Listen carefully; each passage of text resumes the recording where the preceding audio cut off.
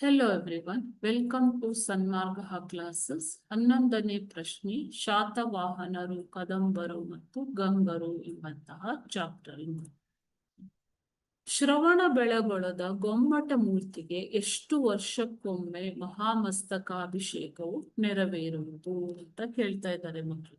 Okay, ಶ್ರವಣ ಬೆಳಗೊಳದಲ್ಲಿ Gommateshwara ಮೂರ್ತಿಯನ್ನ ಸ್ಥಾಪಿಸಿದಂತವರು Chavundaraya, ರಾಚಮಲ್ಲನ ಮಂತ್ರಿಯಾಗಿದ್ದಂತಹ Chavundaraya. Okay,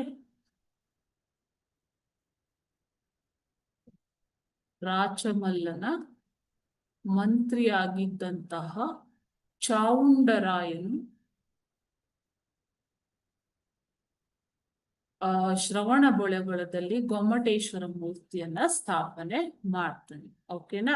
so ಇದು ವಿರಕ್ತ ಜೀವನದ ಸಂಕೇತವಾಗಿದೆ. ಈ ಒಂದು ಗೊಮ್ಮಟೇಶ್ವರ ಮೂರ್ತಿಗೆ ಪ್ರತಿ 12 ವರ್ಷಗಳಿಗೊಮ್ಮೆ ಮಹಾಮಸ್ತಕಾಭಿಷೇಕ ಜರುಗುವುದು.